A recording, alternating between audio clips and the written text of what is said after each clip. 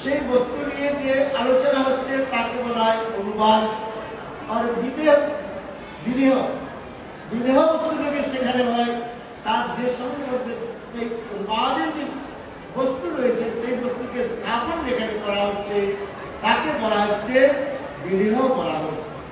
যেমন এই ব্রাহ্মণ পণ্ডিত, তাহলে ব্রাহ্মণত্বতার আগে দেখা যাচ্ছে, পাণ্ডিত্যতার পরে প্রকাশিত হচ্ছে। তার যজ্ঞসূত্র এবং শিখা রয়েছে। এই যজ্ঞসূত্র আদি বা ব্রাহ্মণের যে ক্রিয়াগুলো করে দেখা যায় সেই থেকে আমি বলেছি ইনি ব্রাহ্মণ। পাণ্ডিত্য যখন তার ভাষা এবং তার বিদ্যা আদি যখন প্রকাশ করছে তখন আমি তাকে বলছি পণ্ডিত বলছি। তাহলে এইরূপ ঠিক তদ্রূপ ভাবে আমাদের শাস্ত্রীয় বিচারগুলোকে এইভাবে দর্শন করানো হয়েছে। যেখানে অভিধেয় তত্ত্ব রয়েছে, একটা হচ্ছে অভিধেয় আর একটা হচ্ছে লক্ষণাবৃত্তি বলা হয়। যেখানে অভিধেয় বৃত্তি রয়েছে সেখানে লক্ষণাবৃত্তির প্রয়োজনীয়তা নাই। আবার যেখানে অভিধেয় বৃত্তির দ্বারাই শাস্ত্রের তাৎপর্য বোঝা যাচ্ছে না সেখানে লক্ষণাবৃত্তির দ্বারা শাস্ত্রের তাৎপর্য আমাদের জানতে হবে। যেমন শাস্ত্রের মধ্যে বলা হয়েছে গঙ্গায়ান ঘোষপল্লী। গঙ্গায়ান ঘোষপল্লী বলতে গঙ্গা জলের মধ্যে ঘোষপল্লী হয় না। ঘোষপল্লী মানে গ্রাম, সেই ঘোষপল্লীটা কোথায়? গঙ্গার তটে, গঙ্গার জলের মধ্যে নয়। এই জন্য সেখানে লক্ষণাবৃত্তির দ্বারা বলা হয়েছে। আবার এইখানে ঘোষপল্লী রয়েছে। তো ঠিক তদ্রূপ এই শাস্ত্রের তাৎপর্য দুইটি দ্বারা আমাদের জানতে হয়। একটা হচ্ছে অভিধাবৃত্তি আর একটা হচ্ছে লক্ষণাবৃত্তি বলা হয়। কিন্তু অদ্বৈতবাদীগণের মধ্যে তারা নিজেদের মত পুষ্টি করবার জন্য তারা কখনো কখনো তারা অভিধাবৃত্তিকে তারা আশ্রয় না করে লক্ষণাবৃত্তির দ্বারা বিষয়কে তারা পরিপুষ্ট করে। এই জন্য শাস্ত্রের মধ্যে বললেন যে স্বয়ং ভগবানকে এই বলতে গিয়ে বললেন কি না, শ্রীমদ ভাগবত পুষ্টিকরণ করলেন। শ্রীমদ ভাগবতের প্রশ্ন এতে চাংশ কলাপ পুরুষ কৃষ্ণস্তু ভগবান স্বয়ং। পুষ্টিকরণ করলেন স্বয়ং ভগবান। আগে যে অবতারগুলির কথা বলা হলো, তারপরে বলা হলো সেই অবতারগুলো কোথা থেকে প্রকাশিত হয়েছে? কৃষ্ণ থেকেই প্রকাশিত হয়েছে। কারণ এখানে স্বয়ং ভগবান। এতক্ষণ এই জন্য লঘু ভাগবতামৃত গ্রন্থের মধ্যে শ্রীল রূপ গোস্বামী পাদ এই সকল তত্ত্বগুলোকে সুন্দরভাবে ব্যাখ্যা করেছিল। যাহার ভগবত্তা হইতে অন্যের ভগবত্তা, যার ভগবত্তা থেকে অন্যের ভগবত্তা গুলো প্রকাশিত হচ্ছে, তিনি হচ্ছে অবতার। আর যিনি স্বয়ং তার ভগবত্তা সেখানে প্রকাশিত, অন্য কোন বস্তুর দ্বারা তাকে প্রকাশিত করা যায় না, স্বয়ংই তিনি প্রকাশিত হচ্ছেন, তাকে বলা হচ্ছে স্বয়ং ভগবান। এই চৈতন্য চরিতামৃত গ্রন্থের মধ্যে স্পষ্টীকরণ করা হয়েছে। ব্রহ্মাজি স্বয়ং ভগবান কৃষ্ণকে বললেন যে আপনি হচ্ছে আমার পিতা। তখন বলে না না, আমি তোমার পিতা কি করে হবে? তোমার পিতা হচ্ছে ব্রহ্মার পিতাকে গর্ভদক্ষায়, আমি তোমার পিতা কি করে হবে? এখন বললেন বলে তোমার পিতা হচ্ছে নারায়ণ ভগবান, আর তিনি হচ্ছেন ব্রাহ্মণ। আর কৃষ্ণ বললেন আমি কোন জাতি, আমি তোমার কি করে ভগবান, আমি তোমার পিতা কি করে হবে? তখন সেখানে বললেন যে আপনি হলেন আমার পিতা। ঠিক আছে, আমার উৎপত্তি হয়েছে, অর্থাৎ ব্রহ্মাজি বললেন আমার উৎপত্তি হয়েছে নারায়ণ থেকে, কিন্তু আপনি হলেন মূল নারায়ণ।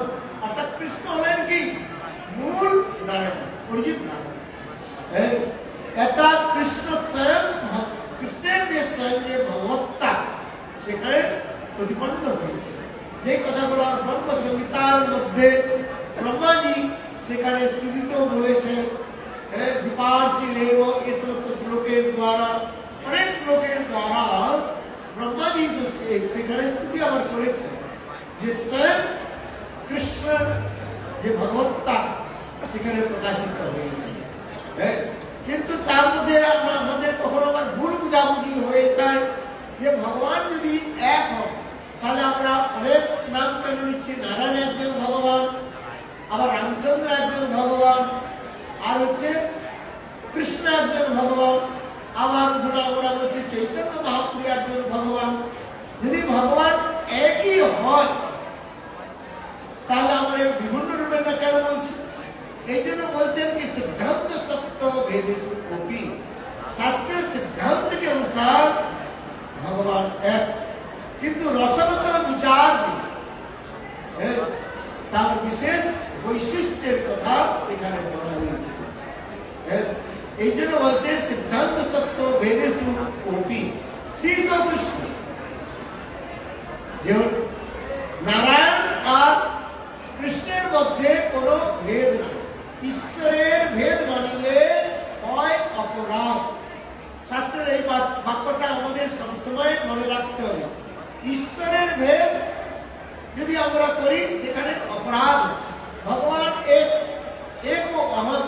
কৃষ্ণ স্বয়ং বললেন ভগবান কত এক, কিন্তু এক হয়েও তিনি অনন্ত স্বরূপে তিনি প্রকাশিত হচ্ছেন। একমেव परमतत्त्वम, एकमेव परमतत्त्वम, स्वाभाविक अचिंत्य सत्ता। श्री एक ही परम तत्व परमेश्वर स्वयं भगवान তিনি তার স্বাভাবিক অচিন্ত শক্তির দ্বারা তিনি চার রূপে তিনি প্রকাশিত। কত রূপে? চার রূপে। স্বরূপ, তদুর বৈভব, আর হচ্ছে জীব রূপে, আর হচ্ছে তার প্রতিচ্ছবি রূপে যার ভাগ রূপে প্রকাশিত হচ্ছে। এইগুলো বিচারগুলো আমাদের সিদ্ধান্তগুলো নিয়ে চলতে হবে। যেমন সূর্য, সূর্যের কিরণ আর তার হচ্ছে প্রতিচ্ছবি, রিফ্লেকশন, এইগুলো আমাদের মধ্যে সূর্য, সূর্যমন্ডল, সূর্য, সূর্যমন্ডল, তার প্রতিচ্ছবি আর তার কিরণ, এই চারটা বস্তু রয়েছে। সূর্যের সঙ্গে তুলনা দেওয়া হয়েছে, কৃষ্ণের সঙ্গে তুলনা দেওয়া হয়েছে। সূর্যমন্ডল যে রয়েছেন তার সঙ্গে ভগবান কৃষ্ণের যে অনন্ত যে অবতার বৈভবাদি রয়েছে সেসব তাদের সঙ্গে তুলনা দেওয়া হয়েছে। আর জীবকে তুলনা দেওয়া হয়েছে সূর্যের কিরণের সঙ্গে তুলনা দেওয়া হয়েছে। আর হচ্ছে এই প্রতিচ্ছবি যার রিফ্লেকশন, এই নাইট জগতের সঙ্গে তুলনা দেওয়া হয়েছে। এইগুলো আমাদের জীবন গোস্বামী পাদ সুন্দর রূপে সেখানে বর্ণন করেছেন। সেই কৃষ্ণ হলেন স্বয়ং ভগবান ব্রজেন্দ্র চৈতন্য মহাপ্রভু। সনাতন গোস্বামীর সঙ্গে এই কৃষ্ণ তত্ত্ব আলোচনা করতে গিয়ে বলেছেন অদ্বয় জ্ঞান তত্ত্ব কৃষ্ণ ব্রজেন্দ্র নন্দন, অদ্বয় জ্ঞান তত্ত্ব ব্রজে ব্রজেন্দ্র নন্দন। অদ্বয় নদ্বয়ম ইতি অদ্বয়ম, একই বস্তু তিনি, কিন্তু একই বস্তু তার অনেক বৈভব শক্তি আদি তার মধ্যে রয়েছে। মায়াবাদীগণ শক্তিকে স্বীকার করতে চান না, তারা কেবল ব্রহ্মকে স্বীকার করতে জানে। তাই জন্য বলা হয়েছে যত অদ্বৈতম ব্রহ্ম উপনিষদিতম ওপি তপি অসত্যনুভাব য আত্মস অন্তর্যামী পুরুষ সো অষ্টাংশ বিভব ষড়শ্চর্যপূর্ণ ইহ ভগবান স্বয়ং ন চৈতন্যাৎ কৃষ্ণাৎ জগৎপতি পরম পরতত্ত্বম পরম। এই শ্লোকের মধ্যে এই শ্লোকের সাধারণ অর্থ বলছেন কি না, উপনিষদ যাকে ব্রহ্ম বলে যাকে কীর্তন করছেন, আবার অন্যান্য শাস্ত্র যাকে তার জ্যোতি স্বরূপে বলে সেখানে প্রকাশিত করছেন, সেই স্বয়ং ভগবান একটি হচ্ছেন তিনি স্বয়ং রূপেই তিনি সেখানে রয়েছে। সেই চৈতন্য মহাপ্রভু, সেই চৈতন্য ষড়শ্চর্যপূর্ণ স্বয়ং ভগবান, সেই ষড়শ্চর্যপূর্ণ স্বয়ং ভগবান ছাড়া অন্য কোনো গতি নাই। সেই ষড়শ্চর্যপূর্ণ স্বয়ং ভগবানকে কৃষ্ণ, আর সেই কৃষ্ণ অধুনা এখন গৌরাঙ্গ রূপে প্রকাশিত হচ্ছে। এই কথা বলতে গিয়ে বলেছেন যে স্বয়ং ভগবান ভজনন্দন শ্যাম সুন্দর সর্বৈশ্বর্য রয়েছে। ভগবান তাকে আমরা বলি যার মধ্যে 6টা ঐশ্বর্য রয়েছে। কয়টা ঐশ্বর্য রয়েছে? 6টা। সেটা কি কি? ঐশ্বর্য সমগ্রস্য বীর্য যশস্বী জ্ঞান বৈরাগ্যশ্চৈব সন্ন্যভগৎ ইতি গুণম। ভগবান তাকে বলা হয় যার মধ্যে এই 6টা গুণ থাকবে। মনুষ্য জীব কখনো ভগবান হতে পারে না। ঐশ্বর্যবিদ এতকাল ঐশ্বর্য জীব। ভগবানের কি কি ঐশ্বর্য রয়েছে? চিৎ ঐশ্বর্য, চিৎ জগৎ, চিৎ ঐশ্বর্য বলা হয়। জীব জগৎ আর হচ্ছে মাইক জগৎ, এগুলো ভগবানের ঐশ্বর্য বলা হয়েছে। বীর্য, তিনি শক্তিশালী, এত বিশাল বিরাজ গোবর্ধনকে তিনি ধারণ করেছেন। মনুষ্যের সম্ভব? ওই যে কালনা পশুকে একজন বললেন, একজন বলছে যে আমি ব্রহ্ম, আমি ভগবান। কলিযুগে সকলে ভগবান সাজতে চায়, এই জন্য বলছেন আমি ভগবান। ঠিক আছে, ভগবান কি করেছিলেন? দাবানল পান করেছিলেন। ব্রজে যাবেন, ব্রজে আপনারা শুনেছেন কৃষ্ণ কি পান করেছেন? কি পান করেছেন? দাবানল। দাবানল মানে অগ্নি পান করেছেন। একবার নয়, দুইবার অগ্নি পান করেছে। যে বলে নিজেকে বলে আমি ভগবান, ওই তার মুখে একটু আগুন দিয়ে দিন, শুনে পারেন তখন ভগবান কোথায় গেল? জীব কখনো ভগবান নয়, এগুলো মিথ্যা। জীব ক্ষুদ্র আর ভগবান হলেন বৃহৎ। বৃহৎ চৈতন্য স্বয়ং ভগবান, আর জীব হলো অনুচৈতন্য। এগুলো আমাদের শাস্ত্রের মধ্যে বলা হয়েছে। অনুত্ত আর বৃহত্তের কথা সেখানে বলা হয়েছে। একটা অংশ হচ্ছে বৃহত্তের মধ্যে রয়েছে। অংশ কখনো বৃহত্তর রূপে মানে প্রকাশ করতে পারে না। ঠিক তদ্রূপ জীব হলেন অংশ। মানবী মাংস জীব লোকে জীবভূত সনাতন।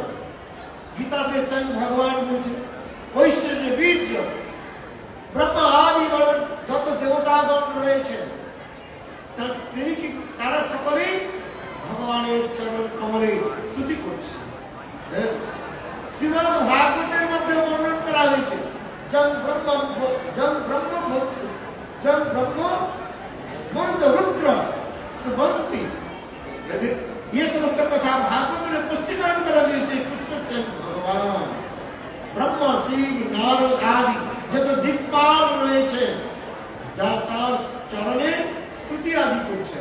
একবার ব্রহ্মার মধ্যেও নিজের তার মধ্যে একবার অবতার হয়েছিল, ভাগবতের মধ্যে বর্ণন করা হয়েছে। চৈতন্য চৈতামৃতের মধ্যে বর্ণন করা হয়েছে।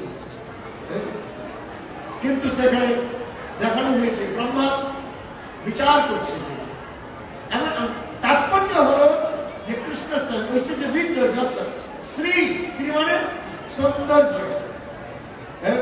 ভগবানের যত অবতারগণ রয়েছে সমস্ত অবতার কৃষ্ণের সৌন্দর্য হচ্ছে অত্যন্ত সুন্দর। এই জন্য বলছে কৃষ্ণের মাধুরী দেখি বাসুদেবের ভোগ। কৃষ্ণের যত খেলা সর্বোত্তম নরলীলা নরবপু তাহার স্বরূপ। গোপবেশ বেণুকর নব কিশোর নটবর নরলীলার হয় অনুরূপ। কৃষ্ণের স্বরূপ বিচার শুভ সনাতন অদ্বয় জ্ঞান তত্ত্ব ব্রজে ব্রজেন্দ্র নন্দন। হৃদয় তিনি অদ্বয় জ্ঞান পরতত্ত্ব, সেই ব্রজনন্দন শ্যাম সুন্দর এত সুন্দর। এই জন্য বললেন আগে কৃষ্ণের কথা জানলেন, তাহলে আমরা গৌরের কথা বুঝতে পারবো। কেন না, কৃষ্ণ সম্বন্ধে সকলেই অবগত আছেন, সকলেই জানেন কৃষ্ণের কথা, ভাগবতের কথা সকলেই জানেন। এই জন্য ভাগবতের কথা অনেক সময় বলে যে আপনারা ভাগবতের কৃষ্ণ যদি বড় হন তাহলে ভাগবতের কৃষ্ণের কথা কেন? চৈতন্য মহাপ্রভু কৃষ্ণের কথা আপনার বলবেন, মহাপ্রভুর কথা বেশি বলেন, কেননা কৃষ্ণের কথাটা সকলেই মহাপ্রভুর কৃষ্ণের কথা সকলেই জানেন। এই জন্য কৃষ্ণের উদাহরণটা আগে দেওয়া হয়।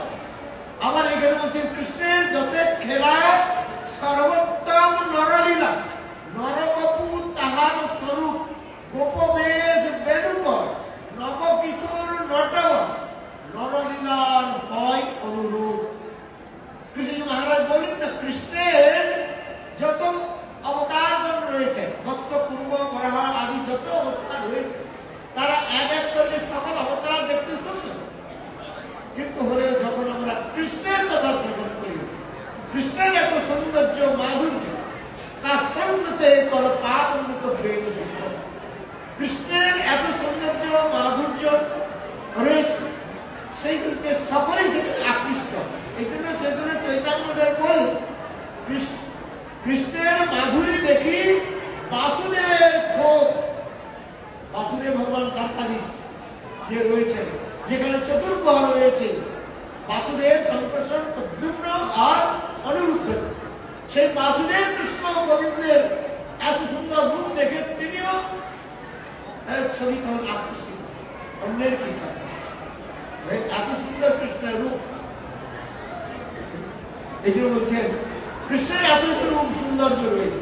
এই জন্য যে শাস্ত্রগুলো বিচার করে আমার বললেন যে যত অবতার তাদের গুণগুলো বিচার করলেন সেখানে। যেমন বলা হচ্ছে কি জীবের মধ্যে কত গুণ রয়েছে? 50টা গুণ রয়েছে। কতগুলো গুণ রয়েছে? 50 কোয়ালিটি। আবার সেগুলো বিন্দু বিন্দু মাত্রার মধ্যে রয়েছে। আবার জীব থেকে উচ্চ স্তরের যারা রয়েছে তাদের দেবতাগণের মধ্যে রয়েছে ওই 50টা রয়েছে, অধিক রূপে রয়েছে দেবতাদের মধ্যে। আবার তার থেকে উপরে শিবের মধ্যে, মহাদেবের মধ্যে কতগুলো গুণ রয়েছে বলুন? 55টা গুণ রয়েছে। কয়টা? 55টা গুণ রয়েছে। তার থেকে উপর আবার বৈকুণ্ঠে নারায়ণের কত গুণ রয়েছে? 60 গুণ রয়েছে। কত গুণ? 60 গুণের কথা সেখানে 61। আবার তার থেকে রামচন্দ্রের আরো উপরে কথা বলা হয়েছে। রামচন্দ্রের মধ্যে রয়েছে 62.5 গুণ রয়েছে। কত? 62.5। 62.5 গুণ রয়েছে রামচন্দ্রের মধ্যে। আবার কৃষ্ণের মধ্যে কত গুণ রয়েছে? 64 গুণ রয়েছে। কত রয়েছে? 64 গুণ রয়েছে। বুঝতে পারছেন? এই জন্য এই কথাগুলো শাস্ত্রের মধ্যে বলা হয়েছে। আবার এই কলার দিক থেকে বর্ণন করা হয়েছে। রামচন্দ্রের মধ্যে 14 কলার কথা বলা হয়েছে। আর কৃষ্ণ কত কলায় পরিপূর্ণ? 16 কলায় পরিপূর্ণ। সময় হলে এইগুলো কলাগুলো কি, এইগুলো বর্ণনা আমাদের জানতে হবে। এগুলো সুন্দরভাবে বর্ণন করা হয়েছে শাস্ত্রের মধ্যে। কোনদিন সময় হয় তো এই কলাগুলো নিয়েও কলাগুলো নিয়েও আমাদের আলোচনা করতে হবে। সেই 64 কেবল 16 কলা কৃষ্ণের মধ্যে 16 কলা পরিপূর্ণ রূপে প্রকাশিত হয়েছে, সেইগুলো আমাদের জানতে হবে। যতক্ষণ পর্যন্ত আমরা এইগুলো না জানি ততক্ষণ পর্যন্ত আমরা বুঝতে পারব না। এই জন্য এগুলো বিচার করতে দেখিয়েছে। এই জন্য কৃষ্ণের যে বিশেষ যে বৈশিষ্ট্যগুলো এখানে দেখানো হয়েছে। আবার কৃষ্ণের 64 কলার মধ্যে, এই 64 গুণের মধ্যে 4 গুণটা যেটা রয়েছে সেটা অন্য কোন অবতারের মধ্যে প্রকাশিত হয় নাই। বুঝতে পারছেন? সেটা হচ্ছে কি রূপ মাধুর্য। কি বলা হলো? রূপ মাধুর্য। কৃষ্ণের এত যে সুন্দর রূপ অন্য কোন অবতারের মধ্যে তো প্রকাশিত হয় নাই। রূপ মাধুর্য, লীলা মাধুর্য। কৃষ্ণের এত সুন্দর যে অন্য কোন অবতারের মধ্যে এত সুন্দর রূপে প্রকাশিত হয়। আর রয়েছে বেণু মাধুর্য। কৃষ্ণ ছাড়া অন্য কোন অবতার এই বেণুকে তিনি বংশীকে ধারণ করেন না, তাকে বলেছে বেণু মাধুর্যের কথা বলা হয়েছে। আর চতুর্থ হলো কি প্রেম মাধুর্য, যে প্রেমের দ্বারা স্বয়ং কৃষ্ণ যে পরাৎপর প্রদত্ত অনন্ত কোটি বিশ্ব ব্রহ্মাণ্ডের নায়ক, সেই অনন্ত বিশ্ব ব্রহ্মাণ্ডের নায়ক তিনি গোপীগণের চরণে নিজেকে সমর্পিত করছেন। যে শ্রীমদ্ ভাগবতে তো স্পষ্টীকরণ করে দিলেন স্বয়ং কৃষ্ণ কি বলেন, নাম আরো নপায় নিরন্তর শুধু সাধু কৃত্য নিরোধম সাধু যা মাধুর্য গৃহ শৃঙ্খলা সংবৃষ্ট প্রতিজাতু সাধু। গোপীগণের যে নিষ্কর রাধারানীর চরণে তিনি এই কথা তিনি বললেন। যদ্যপি শ্রীমদ্ ভাগবতে রাধারানীর নাম সাক্ষাৎ রূপে বলা হয়, মানে রাধারানীর নাম উল্লেখ করা হয় না, কিন্তু শ্রীমদ্ ভাগবতে সর্বত্রই রাধারানীর নাম সেখানে প্রকাশিত হয়েছে। যারা বিজ্ঞজন তারা বুঝবেন। শাস্ত্রের মধ্যে একটা হচ্ছে পরোক্ষবাদ আর একটা হচ্ছে প্রত্যক্ষ, ডাইরেক্ট আর ইনডাইরেক্ট।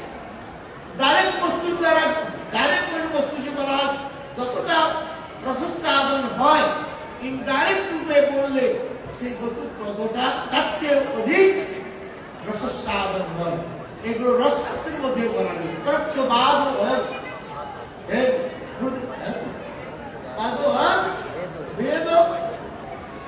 এই জন্য এগুলো বলা হচ্ছে পরোক্ষবাদে। যখন এখানে কোন এক ব্যক্তি বসে আছে, তার নাম ধরে আমি ডাকলাম, তখন তিনি আমার কাছে এলেন। আমার ওই ব্যক্তির নামটা না ধরে তার কাপড়ের অথবা তার অন্য কোনো বস্তু যে বললাম, তখন সকলের দৃষ্টিটা তার প্রতি পড়ে কি পড়েন। কিন্তু ওই ব্যক্তির নাম ধরে যখন ডাকা হলো তিনি এলেন, তখন তার মধ্যে অত সৌন্দর্যতা প্রকাশিত হয়। এইগুলো শাস্ত্রের মধ্যে রসশাস্ত্রের মধ্যে দেখানো হয়েছে। এই জন্য শ্রীমদ্ ভাগবতের মধ্যে রাধারানীর নাম সেখানে রয়েছে। অনেক পণ্ডিতগণ বলেন যে ভাগবতের মধ্যে রাধারানীর নাম তো নয়, তাই বলছে আমাদের জিজ্ঞাসা পাঠ বলছেন ভাগবতের প্রতি অক্ষরের প্রতি শ্লোকের মধ্যে রাধারানীর নাম রয়েছে। বিজ্ঞজন রসিকজন তারা জানতে পারবে। অনধিকারী লোকের নিকট রাধা আদি গোপীগণের নাম বলা হয় না। শ্রী সুখদেব গোস্বামী পাদ যখন শ্রীমদ্ ভাগবত এর কথা বলছে, এখন গোপীতে ভাবাবিষ্ট হয়েছে, আর রাধা আদি গোপীগণের সেখানে বিরহের একটা ভাবকে প্রকাশিত করছে, আর সেই রাধা আদি গোপীদের নাম তিনি উল্লেখ করতে যাচ্ছেন। তখন রাধা আদি গোপীগণ সাক্ষাৎ রূপে কৃষ্ণের অন্তর হৃদয়ে প্রকাশিত হয়ে বললেন, নো নো মদ, হে সুখদেব, আমাদের নাম তুমি উচ্চারণ করবে না এখানে। কেন? এখানে অনেক অনধিকারী ব্যক্তি রয়েছে। অনধিকারী ব্যক্তির নিকট সমস্ত গোপ্য কথা বলতে নয়। তাই আগে বলেছে শ্রীদত্ত শিষ্য সিদ্ধ নির্মল পবিত্র চিত্তের হৃদয়ে যেমন সদ্গুরু তার সমস্ত হৃদয়ের ধনকে প্রকাশিত করে, ঠিক তদ্রূপ নির্মল ব্যক্তিকে নিকট তারা প্রকাশিত করে। আর ওই ভাগবত কথার মধ্যে অনেক ব্যক্তি ছিলেন অনধিকারী, আহুত, অনাহুত, রবাহুত। কেউ হাসি মজাক করে দিল, হাসি করে কি হয়, এত লোক এখানে ভিড় হয়েছে, এই ব্যাপারে এখানে বসে এত লোক কেন ভিড় হয়েছে? ভিড় দেখতে আসে, বুঝতে পারছেন? আবার কেউ আসে আবার নিজের পাণ্ডিত্যকে প্রকাশ করবার জন্য, কিন্তু তারা যেন নায়ক আত্মা লভ্য মেধয়া বহুনাম সুতেন জমে বসে তেন লভ্য তস্মিস আত্মা বিভ্রুতে তনুসন। তর্কের দ্বারা সেখানে হয় না। এই জন্য বললেন তর্কাৎ অপ্রতিষ্ঠনাৎ। অনেক লোক এসে দেখতে আসে, বলে এটা কি হচ্ছে দেখি। আবার অনেক লোক আছে নিজের পাণ্ডিত্যকে যে প্রকাশ করবার তর্ক করার সবার মধ্যে আবার উঠে দাঁড়িয়ে বলে বলুন তো মহারাজ, এর বাবার নাম কি, ওর বাবার নাম কি? আমি তোমার 14 পুরুষের নাম তুমি জানো কি? হ্যাঁ, তুমি তোমার কয় পিঁড়ির নাম জানো? হ্যাঁ, খুব বেশি হলে কি জানো তুমি? ঠাকুর দাদা আর ঠাকুর দাদার নাম থেকে তার পরের নামটা বলতে ভুলে যাবে। হ্যাঁ, দলিল পত্র দেখে তাও পাবে না খুঁজে। হ্যাঁ, নিজের নামটার দলিলের মধ্যে নিজের নামটা রয়েছে, আপনি দলিল করেছেন, আপনার পিতার নাম রয়েছে, হয়তো আপনার ঠাকুর দাদার নাম রয়েছে। হ্যাঁ, গ্র্যান্ডফাদার আপনার আর গ্র্যান্ডফাদার আর তারপরে নামটা কি নিজেরই। হ্যাঁ, বংশের পরিচয় দিতে পারবে না, খুঁজে পাবে না। আর এখানে সভার মধ্যে এসে বলে এর কি করে জন্ম হলো? আরে তোমার জন্ম যেমন তোমার জন্ম কি করে হলো? কতগুলো লোক আছে ওই সব কেবল তর্ক করার জন্য। বলে আমি অনেক শাস্ত্র পড়ে গিয়েছি, উপনিষদ পড়ে গিয়েছি, এই সকল করার জন্য। এই জন্য আমি এই জন্য বললাম, এই জন্য স্বয়ং শ্রীমতী রাধা রানী এবং গোপীগণ বিষয়টা বলেছেন যে এখানে অনেক অনধিকারী ব্যক্তি বসে রয়েছে কেবল তর্ক করার জন্য তার্কিক। এই সকল লোকেদের নিকট আমাদের নাম উচ্চারণ করবেন। হ্যাঁ, গুরু আজ্ঞা বিচার সুখদেব গোস্বামী মনে মনে বিচার করলেন, আমার গুরুবর শ্রীমতী রাধা রানী তিনি আদেশ করেছেন কোন গোপীগণের নাম যেন না বলি। কিন্তু এমন ভাবে তিনি বললেন যে সাপ মরে আর লাঠি যেন না ভাঙে। তেমন সাপকে মারতে হবে, সাপকে মারতে গিয়ে যদি লাঠিটাই ভেঙে গেল তো সাপটা এসে আপনাকে কামড়াবে কি? এই জন্য বললেন সাপটাকে মারতে হবে কিন্তু লাঠিটা যেন না ভাঙে। বাংলায় কথা রয়েছে, প্রভাব গুলো রয়েছে। ঠিক তদ্রূপ ছিল সুখদেব গোস্বামী পাদ। রাধারানী তো বললেন যে আমাদের নাম গ্রহণ করবেন না, নাম দেবেন কেন? এখানে অনধিকার লোক বসে আছে, হাসি মজাক করি। অনধিকারী নিকট এগুলো বলতে নাই সবজি। কিন্তু সুখদেব গোস্বামী বিচার করলেন গুরুদেবের নাম না নিয়ে কি ভাগবত কথা হয়? বলে জিহাদ শুদ্ধি হয় কিসের দ্বারা? গুরুপাদের নাম গ্রহণের দ্বারা। যতই আপনি উপকার তার প্রথমে আপনাকে বলতে হবে গুরুপাদকে জয় দিতে হবে। যিনি গুরুদেবের জয় দেন না তার কথা তার মুখ থেকে হরিকথা কখনো শুনতে নাই। যিনি গুরুর নাম উচ্চারণ করেন না তার মুখ থেকে কোনো হরিকথা শ্রবণ করতে নেই। এগুলো শাস্ত্রের মধ্যে রয়েছে। গুরুর নামকে আপনি গ্রহণ করতে প্রথমে তো জিজ্ঞাসা করবে যে আপনি কার আশ্রিত? বলে কি বলেন? আপনি যদি গলায় তুলাট রাখেন আর মালাকে হাতে রাখেন আর গলায় তুলসী মালা রাখেন, লোক জিজ্ঞাসা করবে কি করবেন? আপনি কার আশ্রিত? যে গুরুদেবের নাম করে গুরুদেবের নাম গ্রহণ করে। কিন্তু এখানে গুরুবার কি বললেন, রাধারানী কি বললেন? আমাদের নাম গ্রহণ করবেন কিন্তু নাম নাম কি জিহা শুদ্ধি হবে? শাস্ত্রে বলা হয়েছে শ্লোকের মধ্যে জিহা শুদ্ধি হয় গুরুবর্গের নাম গ্রহণ। এই জন্য আমরা প্রথমে যখন জয় জয় জয় শ্রী গুরু গৌরাঙ্গ নাম গ্রহণ করি, তারপরে নিজের গুরুদেবের জয় দিতে হয়। যিনি যার কাছ থেকে দীক্ষা গ্রহণ করেছেন সেই গুরুদেবের নাম সেখানে নিয়ে জয় দিতে হয় অত্যন্ত শ্রদ্ধা করে। অনেকে নামে তো গুরুদেবের নাম কি ওই তার আগে শ্রী লাগায় না, কিছু লাগায় না, বলে ওই বাস বলি নারায়ণ আমি কখনো গালি দিই। এইভাবে নয়, হাত জোড় করে প্রণাম করে নিত্য লীলা পঞ্চম বিশ্বভাগ স্তোত্র সম্মান ভক্তি বেদান্ত ছিল এই নয় যে নারায়ণ মহারাজ বলে, এটা ঠিক নয়, এগুলো অপরাধ।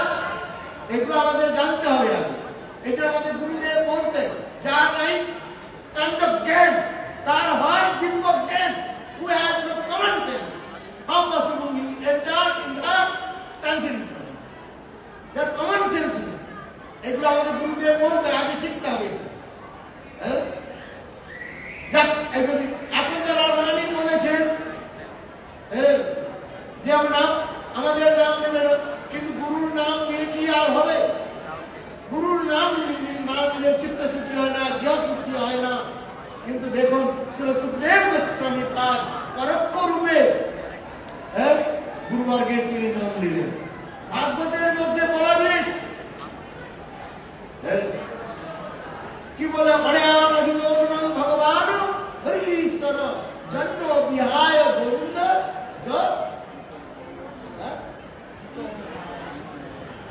বললেন কি বললেন, অনয়া আরাধিত আরাধিত রাধা নাম সেখানে রয়েছে। অনেকে বলেন যে ভাগবতের মধ্যে রাধা নাম কোথায়? অনয়া রাধিত রাধিত রাধা নাম আছে। আবার ওকে বলছেন কৃষ্ণের আরাধিকায় কি রাধা। এগুলো আমাদের আমার গুরুদেব শোনাচ্ছে। অনেক শ্লোকের মধ্যে কোথাও কাচিত শব্দ, কোথাও চিত এ শব্দ দিয়ে ব্যাখ্যা করা হয়েছে। যাক প্রসঙ্গটা এসেছে বলে এগুলো বলুন। আবার কি বলছেন যে সুখদেব গোস্বামী পাদ যখন তাঁর গুরুবর্গ রাধা আদি কবিগণের যখন তিনি স্মরণ করতেন, এত তার মমতা আর এত তাদের স্নেহ প্রীতি ছিল, তাদের স্মরণ করার সঙ্গে সঙ্গে ষান্মাসিক ভাবে মূর্ছা, 6 মাস কাল তো তিনি মূর্ছিত হয়ে যেতেন। দেখুন তাহলে সেখানে নাম গ্রহণ কি করে, এই জন্য এগুলো দেখানো হয়েছে শাস্ত্রের মধ্যে। তাই প্রথম সঙ্গে এইটুকু বললাম যে কৃষ্ণের এত যে সুন্দর যে লীলাগুলো রয়েছে, সেখানে রূপ মাধুর্য, গুরু মাধুর্য, লীলা মাধুর্য, প্রেম মাধুর্য, যেই প্রেমের দ্বারা তিনি রাধারানীর চরণে নিজেকেও তিনি সমর্পিত করে দিয়েছিলেন। আবার তিনি বললেন এই যে শ্লোকের মধ্যে বললেন নপারায়ণের মধ্যে দুজন সাধু সাধু কীর্তন, এই যে শ্লোকের মধ্যে বললেন সাধু কীর্তন,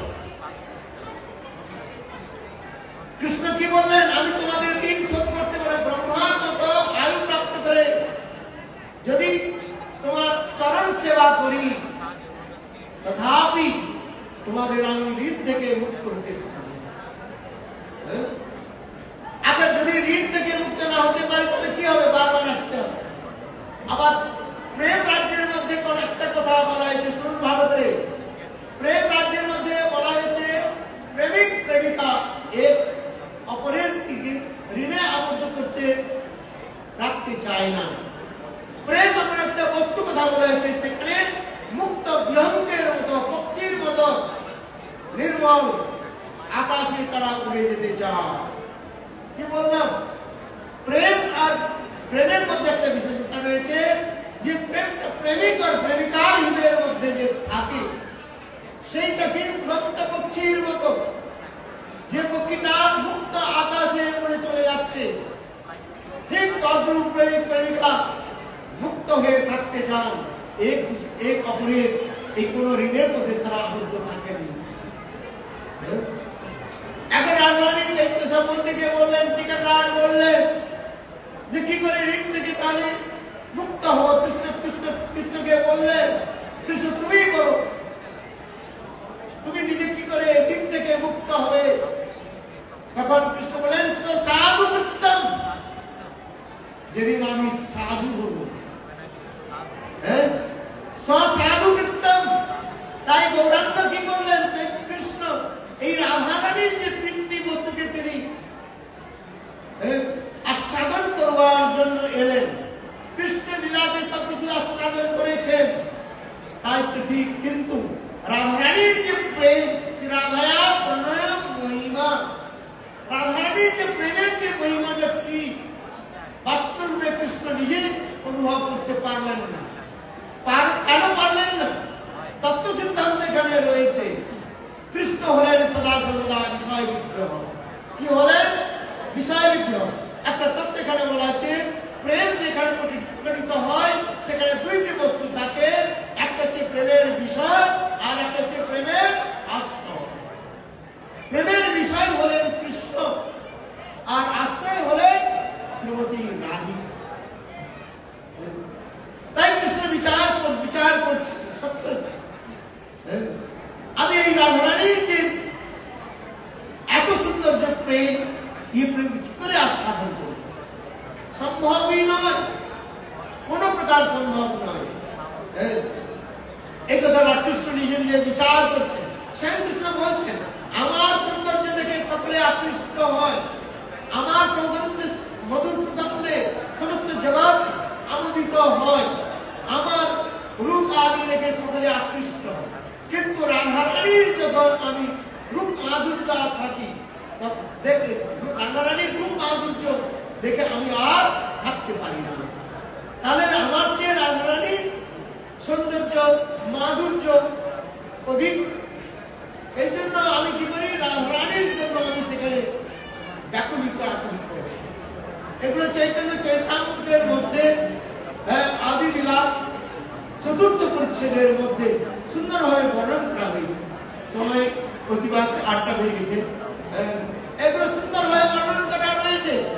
কিন্তু যতক্ষণ পর্যন্ত এই বিষয়বস্তুকে যতক্ষণ পর্যন্ত আমরা অনুধাবন না করতে পারি, বুঝতে না পারি, গৌরাঙ্গের কথা আমরা বুঝতে পারবো না। এই জন্য কৃষ্ণ বিচার করলেন যে আমার হইতে যার অধিক তার দিকে ধাবিত। এই জন্য রাধারানীর কথা চিন্তন করছেন। এই জন্য দেখালেন এই মহাপ্রভুকে তিনি দর্শন। এই জন্য গৌরাঙ্গ ওই কৃষ্ণই, তিনি মহাকৃষ্ণ কি করলেন, রাধারানী ভাব আর কান্তি চুরি করে অবতীর্ণ হইল গৌর রূপ ধরি। শ্রী রাধা প্রণমীমা সাধ্যজন অদ্ভুত মধুরিমা। আমার যে সুন্দর যে মধুরিমা, যে মধুরিমাকে দর্শনের রাধারানী সদা সর্বদা লালন। আমার রূপটা কি, আমি নিজে কি করে আসছি, তার জন্য কি নিজের রূপকে দর্শন। যেমন আয়নার প্রয়োজনীয়তা রয়েছে, দর্পণের প্রয়োজনীয়তা রয়েছে, ঠিক তদপি রাধারূপী প্রেম দর্পণে নিজেকে তিনি সেখানে আস্বাদন করছেন। আর কি শ্রী রাধা মধুর করতে, শ্রী রাধা প্রণয় মহিমা কৃতিজ মহিমা সাধ্যজন মধুর মা কৃতিজ বন্ধে সাধ্যজন অত্যন্ত মধুরমতি কৃতিজ বাণীবা সাথে। এই যে রোগ উৎপন্ন হলো ওনার মধ্যে, কি রোগ উৎপন্ন হল, যে রাধারানী আমার মাধুর্যের সাথে তার কি অনুভব হয়, সেই আস্বাদন করবার জন্য এই তিনি রাধারানীর ভাব ও কান্তি দিয়ে গৌরাঙ্গ রূপে প্রকাশিত হয়েছে। এই জন্য গৌরাঙ্গ কেউ নন, তিনি স্বয়ং কৃষ্ণ। গৌর একজন ভগবান আর কৃষ্ণ একজন ভগবান, এ কথা নয়। তাই আমাদের আচার্যবাদ বলেছেন কৃষ্ণ হলেন সম্ভবময়, আর চৈতন্য মহাপ্রভু সেই কৃষ্ণ হলেন কি, তা বিপ্রলম্ব তরুণ, বিপ্রলম্ব ভাবে তিনি সেখানে প্রকাশিত হয়েছেন। এই অনেক কথা রয়েছে, তত্ত্ব সিদ্ধান্ত অনেক সুন্দর রয়েছে। এই জন্য বললেন অবতার সার গোরা অবতার কেন না ভজলি তারে, করি নিলে বাস গেল না পিয়াস আপন। গৌরাঙ্গের ভজন যদি করা যায় তাহলে আমরা স্বাভাবিক রূপে কৃষ্ণের যে যতগুলো রয়েছে সবকিছু বুঝতে পারি। এই জন্য গৌরাঙ্গের সুন্দর এই কলিযুগে সচিনন্দন গৌর হরির ভজনের কথা বলা হয়েছে। যে শ্রীমদ্ ভাগবতের মধ্যে নবযোগেন্দ্র সংবাদের মধ্যে সেখানে প্রশ্ন করেছে কলিযুগের আরাধ্য দেবকে কি মন্ত্রের দ্বারা তাকে উপাসনা করা হবে। কৃষ্ণ বর্ণম কৃষ্ণ সাঙ্গ পাঙ্গত্ব আসদম যতই সংকীর্তন প্রাণী জগন্তি সুমেধস, এই কথাগুলো বলা হয়েছে। আর চৈতন্য মহাপ্রভু ভগবান তিনি যে কলিযুগে অবতীর্ণ হয়ে কি করে জানবো, শ্রীমদ্ ভাগবতের মধ্যে বলা হয় 2টি শ্লোকের মধ্যে সেখানে মানে তত্তা সুদস্য সুরে সুতরাজ্য লক্ষ্মী ধর্মিষ্টার জগত জগৎ জগৎ করণ মায়া মৃগম দ্বৈতস্থিতম অন্নধাপদম বন্দে মা পুরুষতে চরণারবিন্দ। এগুলো অনেক সিদ্ধান্ত দেওয়া হয়েছে। এই চৈতন্য মহাপ্রভু হলেন স্বয়ং ভগবান, আর তার যে ভগবত্তার যে সার এখানে প্রকাশিত হয়েছে, সেই মাধুর্য যে ভাব, সেই মাধুর্য ভাব আরো সৌন্দর্য মাধুর্য ঔদার্য থেকে প্রকাশিত হয়েছে। এই ঔদার্যের কথা বলতে গিয়ে শ্রীরাম বিশ্বনাথ চক্রবর্তী পাদ মাধুর্য কাদম্বিনী গ্রন্থের মধ্যে 8ম পরিচ্ছেদে গিয়ে সেখানে ঔদার্যের কথা আবার প্রকাশিত করেছিল।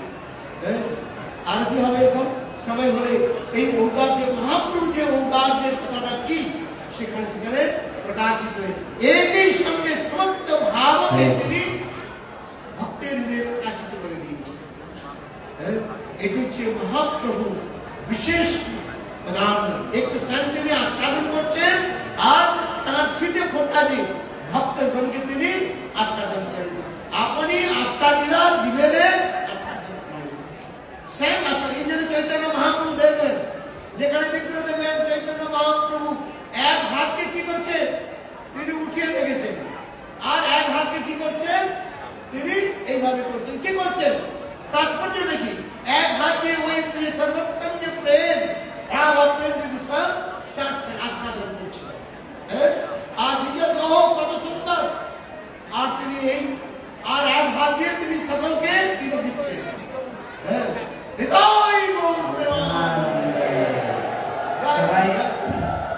আরতি হবে সবাই